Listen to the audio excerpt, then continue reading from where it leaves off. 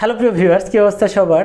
মূলত গত কয়েক বছর যাবৎ বিশেষ করে 2020 সালের পরের থেকে আপনার গিফট আইটেম বা গিফট প্যাকেজের যে ব্যবসাগুলো রয়েছে, এই ব্যবসাগুলো কিন্তু নর্মালি সময়ের থেকে প্রায় 1000 গুণ বেশি বৃদ্ধি পাচ্ছে এবং অনেক নতুন নতুন তরুণ উদ্যোক্তা আছে যারা এই বিজনেসটা ইনভলভ হতে যাচ্ছে, কারণ এই প্রোডাক্টগুলো সেল অনেক বেশি হচ্ছে। আপনি অনলাইন বলেন আর অফলাইন বলেন বা হচ্ছে আপনি বাইরে এক্সপোর্ট করা বলেন, এই বিজনেসটায় প্রচুর প্রচুর সেল বর্তমানে জেনারেট হচ্ছে। তাই অনেক নতুন উদ্যোক্তা কিন্তু এই বিজনেসটায় ইনভলভ হচ্ছে। আর এই বিজনেসটা কিভাবে করবেন তার একটা ছোট্ট প্ল্যান আপনাদের সাথে বা প্রসেসটা আপনাদের জাস্ট জানবো। বিজনেস কিন্তু আপনি করবেন, রিসার্চ আপনি করবেন, প্ল্যান আপনি করবেন। আমি জাস্ট একটা প্রসেস আপনাদের বলে দিব যে কিভাবে আপনার এই ব্যবসাটা শুরু করতে পারবেন বা কি কি জিনিস আপনারা মাথায় রাখতে পারেন, এই জিনিসটা আমি আপনাদের সাথে শেয়ার করব।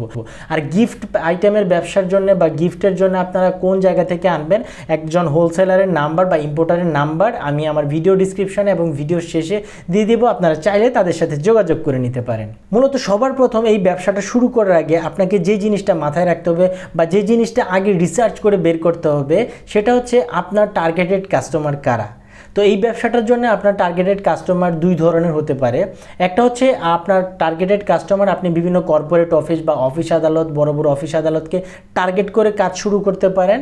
আর দুই হচ্ছে আপনি বিভিন্ন ওকেশন, আমাদের দেশে কিন্তু বিভিন্ন ধরনের ওকেশন হয়, যেমন হচ্ছে আপনার ঈদ, পূজা, বার্থডে, ভ্যালেন্টাইন্স, অ্যানিভার্সারি, এরকম অনেক ধরনের ছোটোখাটো বিভিন্ন ধরনের পার্টি হয়ে থাকে। যখন আমরা একজন একজনকে গিফট দিই, আপনি ওই ওকেশনগুলো বা ওই অনুষ্ঠানগুলোকে টার্গেট করে কাজ করবেন। আগে আপনাকে এই দুইটা জিনিসের মধ্যে যে কোনো একটা জিনিস বাছাই করতে হবে। আপনি চাইলে দুইটা নিয়ে কাজ করতে পারেন, তবে ইনিশিয়ালি আপনি যদি একদম নতুন উদ্যোক্তা হয়ে থাকেন বা এই বিজনেসটা নিয়ে কাজ করবেন, তাহলে আমি বলবো আপনি বিভিন্ন ওকেশনগুলোকে টার্গেট করে কাজ করেন। তাই ওকেশনগুলোকে টার্গেট করলে আপনার সেলও ভালো হবে এবং আপনি ভালো লাভও কিন্তু করতে পারবেন। আরেকটা জিনিস, আমরা কিন্তু কাস্টমার বেশি হওয়ার সবচেয়ে বড় একটা হচ্ছে আমরা যখন একজন একজনকে কোনো কিছু একটা উপহার দিব, বা আমাদের দেশে অনেক ধরনের ছোট বড় ওকেশন হয়ে থাকে, ঈদ, পূজা, অ্যানিভার্সারি, জন্মদিন, তারপরে হচ্ছে ছোটোখাটো পার্টি, একজন একজনকে আমরা গিফট দিতে যাই, আমরা আসলে কনফিউশনে থাকি, চিন্তা করি যে আমি একে কি গিফট দেবো, ওকে কি গিফট দেবো।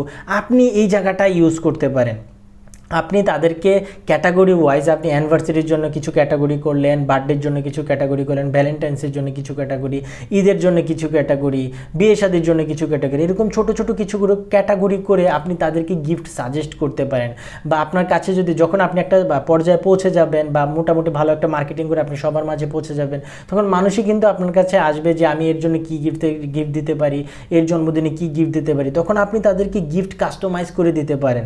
তো প্রথম অবস্থায় আপনি ইনিশিয়ালি কিছু ক্যাটাগরি সিলেক্ট করে তাদেরকে সাজেস্ট করতে পারেন। খুব ভালো একটা বিজনেস কিন্তু আপনারা এই জায়গাটা থেকে বের করে আনতে পারবেন।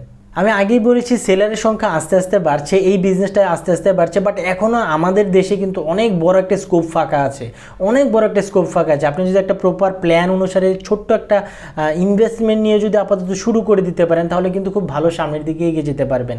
আর আমাদের কিন্তু ম্যাক্সিমাম আমি সাজেস্ট করবো ইনিশিয়াল অবস্থায় আপনার যদি বাজেট কম থাকে, অল্প বাজেটে আপনি অনলাইনে শুরু করতে পারেন। যেহেতু আমাদের দেশে অনলাইনটা বর্তমানে অনেক জনপ্রিয় এবং ফেসবুকটা অনেক জনপ্রিয়, আপনি জাস্ট একটা ফেসবুক পেজের মাধ্যমে ছোটোখাটো ফেসবুকে অ্যাড দিয়েও কিন্তু ব্যবসাটা শুরু করতে পারেন। আর আপনি কী ধরনের গিফট নিয়ে ব্যবসা করবেন, জাস্ট আমি একটা আইডিয়া দিয়ে দিচ্ছি, আপনারা এই ধরনের গিফটগুলো নিয়ে ব্যবসা শুরু করতে পারবেন। বিভিন্ন মানুষের বা বিভিন্ন বয়সের মানুষদের জন্মদিনের জন্য আপনারা এই ধরনের কিছু প্যাকেজ ব্যবহার করতে পারেন বা এই ধরনের কিছু গিফট আপনারা ব্যবহার করতে পারেন। তারপর হচ্ছে আপনার ভ্যালেন্টাইন্সের জন্য আপনারা এই ধরনের কিছু প্যাকেজ মানুষদের সাজেস্ট করতে পারেন বা আপনারা ব্যবহার করতে পারেন। তারপর হচ্ছে বিয়ে শাদির জন্য এই ধরনের কিছু প্যাকেজ আপনারা সাজিয়ে রাখতে পারেন বা আপনারা মার্কেটিং করতে পারেন। তারপর হচ্ছে অ্যানিভার্সারির জন্য বিভিন্ন অ্যানিভার্সারি আছে, কোম্পানির অ্যানিভার্সারি, মানুষের অ্যানিভার্সারি, বিয়ে শাদির অ্যানিভার্সারি, এরকম বিভিন্ন অ্যানিভার্সারির জন্য আপনারা এই ধরনের কিছু প্যাকেজ আপনারা তাদেরকে সাজেস্ট করতে পারেন। আমি জাস্ট একটা আইডিয়া আপনাদের দিয়ে দিলাম।